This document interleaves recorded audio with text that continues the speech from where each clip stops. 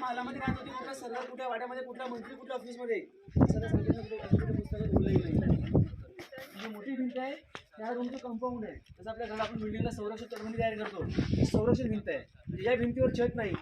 हा जो मधला चौथरा आहे चौकोनी, हा त्यांच्यासाठी रूम असायचा. म्हणजे याच्यावरती लाकडी सागवानी पिलर उभे, वरून मातीची कुंभार मुलीची कौलं, आतून पैठणी कापडं, दिवे माशाली रेशमी पडद्यांनी महाल सजवलं जायचे. कल्पना करा 400 वर्षापूर्वी या महालांचा वैभव कसा असेल.